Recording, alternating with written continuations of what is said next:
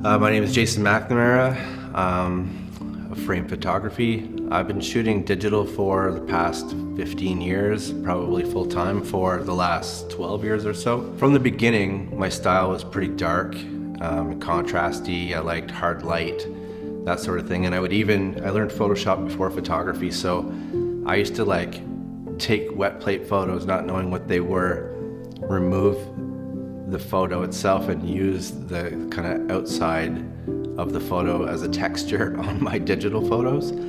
So I liked wet plate right from the beginning, and I didn't even know what it was. And then throughout the years I saw more and more of that style, and then I one day looked it up fairly recently, like a year ago, and started watching some videos on tintypes and learning what that was actually about. Nowadays we're a throwaway culture. Nobody prints their photos. I deliver 300 photos. They sit on their hard drive. They post a couple to Facebook. They post a couple to Instagram, and then they forget about them. So I kind of like the revisit. You can't make people print them, but I can make them leave with a print. So handing them something like real to leave the studio with is super attractive to me. With wet plate, it's a much slower organic process, both for the client. They like to learn about the history of it. You have to kind of walk them through the process. You're literally setting timers and waiting for things to be ready to use and to be sensitive to light. During that time, you get to create more of a relationship too with your clients, and people are genuinely interested in it. So it's kind of like renewed my passion for photography. And ultimately, photography is probably the smallest part of wet plate, So it's kind of cool to learn a whole new process.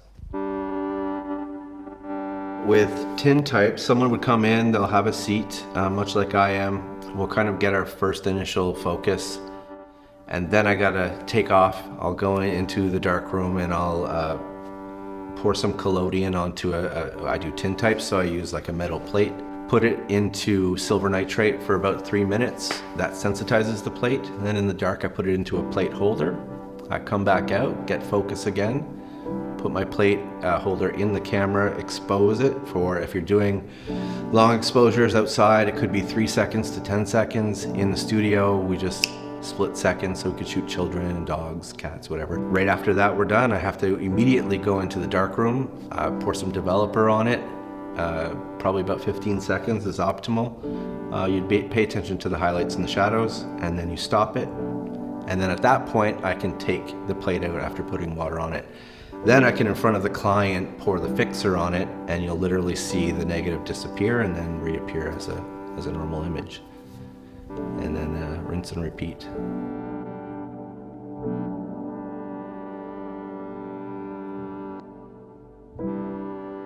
So after the image appears, the process isn't quite over yet. I have to run it underwater for about 15 to 30 minutes. At that point, I can dry the plate and then varnish it. And after it's varnished, you could be looking at 100+ years that plate will last.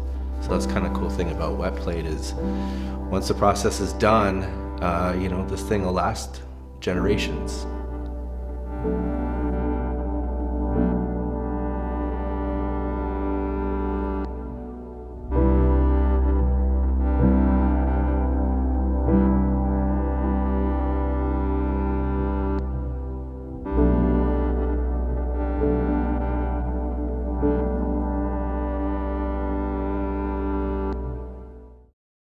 And it's fucking awesome, bro.